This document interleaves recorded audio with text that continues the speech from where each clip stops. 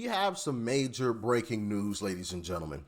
This is absolutely massive, and if this pans out, this is going to spell doom for the Democrat Party. Because if they aren't able to convince people now that they're the party that people should be voting for, well, then come 2026 and as we get closer to the midterms, they're most definitely not going to be able to. And what we have here is on the 2026 generic congressional ballot, we have Democrats losing. Democrats are down by 4. Republicans are up +4. Now, granted, full disclosure, this is just one poll, okay? This is just one poll. But I think it's noteworthy because it's not what we typically see. Typically, we see the opposite of this, where it's doom and gloom from all of these polls, right? All of these wacky pollsters. It's doom and gloom for Republicans and Trump. Trump's down in Iowa, right? Trump's down by 5, right, to Kamala Harris. Oh, my goodness. So the fact that we're even getting a poll that shows Republicans are up, I think is huge. And like I said, to have a poll this early where we're up, yeah, I don't think that's looking good for the Democrat Party, especially if things pan out the way that we planned them to with this redistricting. And I want to throw this map on the screen for you. As y'all can see there, here, let me take my big old head out of the way so you can actually see this. Yeah, Democrats are cooked.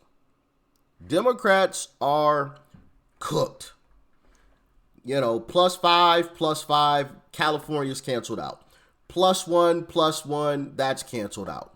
+2, or 2 there, or Florida there, or 2 here, that's canceled out. +1, I mean, you take your pick, canceled out. So either way they want to do this, we're up on this whole redistricting battle, right? We're up. There's no way that they can win this whole redistricting thing. And when you really break it down and you really stop and think about this, it's actually quite amazing how they have done a bunch of redistricting already and still don't have the House. We're just getting started. We just get warmed up and we already have the lead already. So it's really going to get ugly. And I want to play this clip from CNN, the Communist News Network, because Jake Tapper actually gets exposed by none other than the Schwarzenegger himself, Arnold, the Terminator Schwarzenegger. Check it out. Do you believe that the Republican Party is starting this? No, Jake. There has been gerrymandering going on for 200 years. There is such extreme gerrymandering going on that in a state like Massachusetts, that has like 40% of the people voting for Trump, they have 0 representatives. The Republican Party has 0 representatives sent to the House. Think about that. In New Mexico, 45% of the people voted for Trump and voted Republican, and 0 is sent to the House. 0 representatives from the Republican Party. So there's gerrymandering, crazy gerrymandering going on all over the country. And we wanted to try to stop it in California, and we did stop it in California, and we went around the country. So I think this whole thing about finger pointing and say they did it, so therefore we should doing it, that's not really the way to go. The one party should outperform the other party. It should be performance. And when it comes to midterm elections, as you know, always the party that is not in the White House usually wins by 20, 25, 30 seats. So what does 5 seats matter in the first place in Texas? It is crazy. Yeah. We should outperform them. That is where the action is. Let's talk about another issue you care passionately about. Yeah, let's just absolutely change the topic of discussion because I'm getting steamrolled right here on national television. I didn't expect you to say that. Translation, right? Translation. So I love the fact that he called him out. Like, no, Republicans did not start this redistricting battle. Democrats have been doing this for a long time. You have states that vote nearly 50% Republican, but have 0 Republican representation. How was that? And of course, these folks in mainstream media who, that's not the news anyway, because the news, actual news, would just tell the truth. Hey, Democrats have been doing this for a long time and it's been wrong. Republicans now doing it is wrong as well. Let's tell everybody to stop doing this, right? At least you would assume the news would say something like that. But no, we're going to ignore the fact that Democrats have been doing this for years, rigging the system, right? As I just explained, and you heard Arnold Schwarzenegger talk about. And now we're going to point the finger at Republicans, but because Republicans are like, nah, we've had enough of this lopsided nonsense, we're going to battle back. Now we're going to just blame the Republicans. We're going to ignore what the Democrats been doing, though. And some people call that the news these days. Goodness gracious. Goodness gracious. My goodness. But it gets even better. It gets even better because when mainstream media is actually exposing your lies, it's getting real ugly for you. It's getting real ugly for you.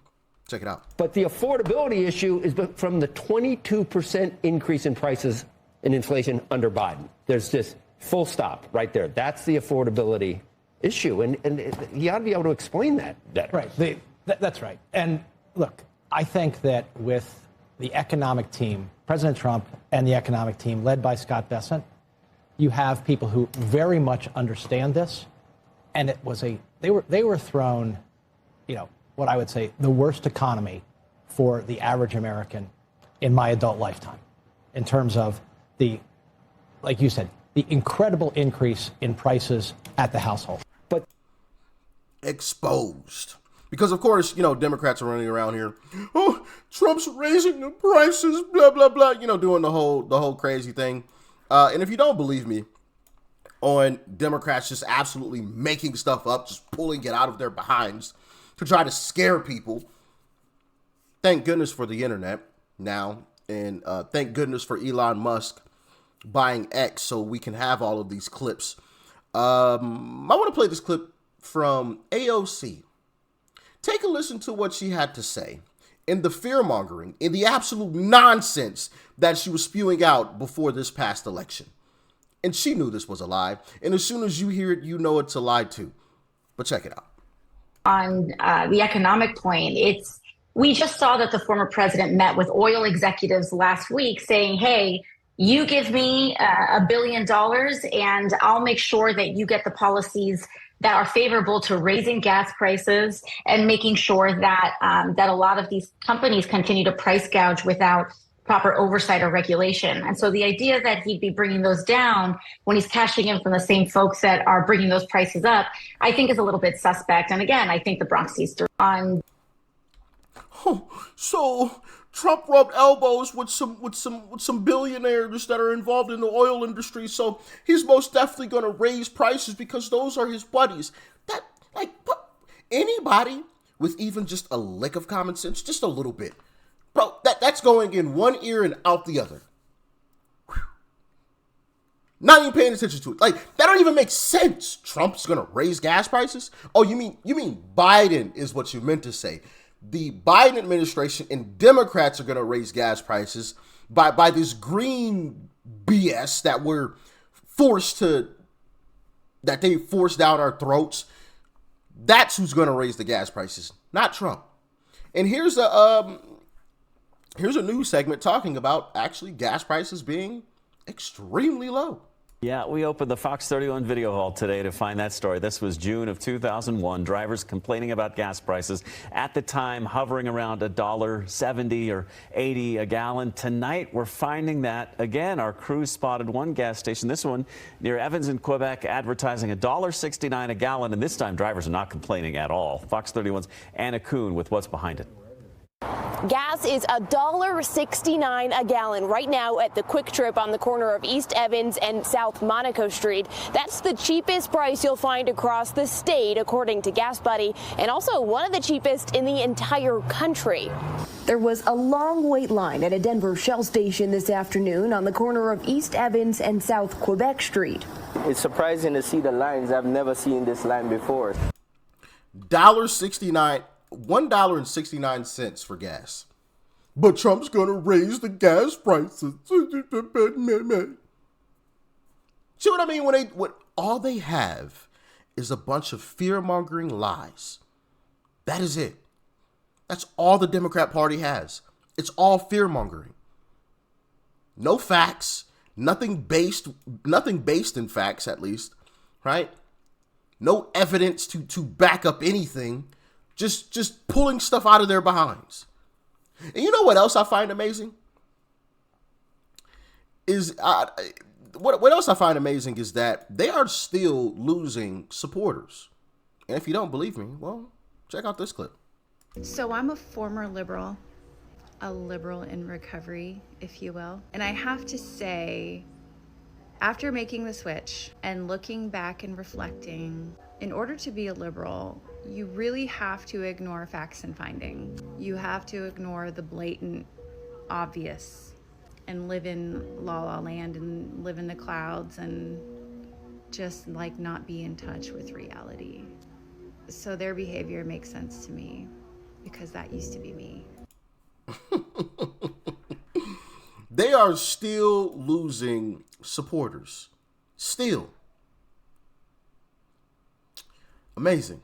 Amazing. Just when you thought, they couldn't possibly lose any more folks.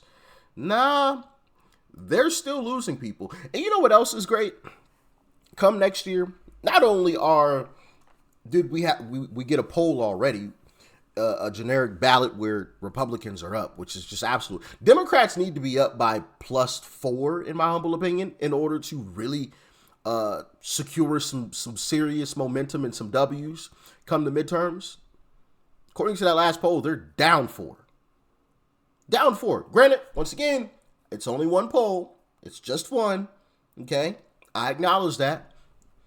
But to have one of those polls coming out already, it's going to get real ugly for the Democrat Party. And then on top of that, when you consider the redistricting that Republicans are doing to fight back against the Democrats and the redistricting that they have done that mainstream media said nothing about, and neither do the liberals out here that are screaming, oh, Republicans are cheating.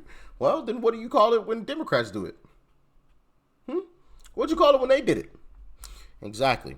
And then you consider the Supreme Court possibly striking down the Voting Rights Act.